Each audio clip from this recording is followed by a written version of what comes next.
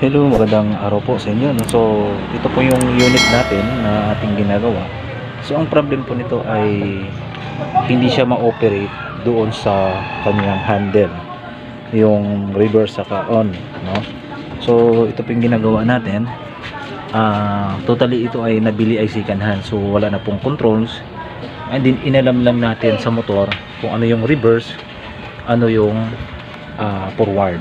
So, inalam din natin kung ano po yung gamit nito, yung forward saka reverse, emergency. So dinaan natin sa safety features para umandar po yung yung unit. So ito yung ginagawa natin. Explain ko muna. So dinaan natin sa switch, sa interlocking switch para umandar. Hi Ma'am Marisol, so ito na po yung unit natin. Naayos na natin, naibalik na natin sa dating connection, no? So ipapakita ko lang. So na-trace na natin yung connection dito from motor to gear. So ito, explain ko lang bago natin i-start. Pag ang machine nakalagay po dito roller hazard, so pag may mapasok na kamay at may angat ito, dapat yung machine ay mamamatay. Okay, ganun din sa kabila dito. Okay, mamaya later on discuss natin, iangat natin yung matay. Ito naman isa, explain ko rin. Ito yung emergency stop. Emergency stop, kung if ever na mayroong alanganin o ano, pwedeng pag pindutin mo to, mamamatay din yung motor. Ganon din dito. And then dito naman sa on saka off, pag i-off din natin yan, mamamatay din yung motor, lahat. As in, lahat mamamatay. So ngayon iti-test natin. So ito po yung una, pag start natin, on natin yung breaker, start. Okay, so hindi mo natin pinifix yung connection. So naka ano na tayo. So start natin forward. Forward.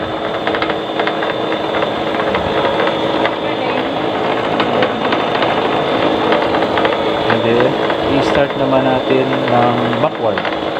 So just the louver pa rin, baba mo siya, then down. Okay. So yun na po yung ano niya. So nagre-reverse na po siya. Ginagamitan na po natin ng relay. So double pole single throw. Ngayon naman, ito yung sinasabi ko, pag may alanganin dito, pwede mong i-stop. Mamatay din siya. Okay, kung mayroong naipit o nasuksok, mapatay. And then pag release on naman, just turn na papunta dito. Ayan. Okay, so ngayon, isa pa, once mayroon kang kukunin, nakalagay po dito, pag iangat din ito, nag-i-stop din yung motor, in-interlock din natin, hindi din siya under. Okay, ganun din sa kabila, pag ibababa natin to, under din siya ulit. Same din dito sa kabila, pag iangat natin ito, namamatay.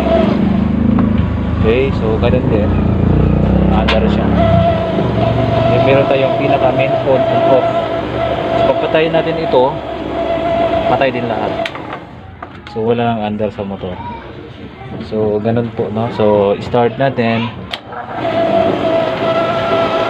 So yun lang po. So pwede namin i-deliver and then linisin lang namin. Maraming salamat. Then pinabrushan din natin dahil marumi yung oven. So pati yung kanyang board, no? So dahil malinis, para malinis, tsaka marumi yung mga gilid. So by Wednesday pahatid natin.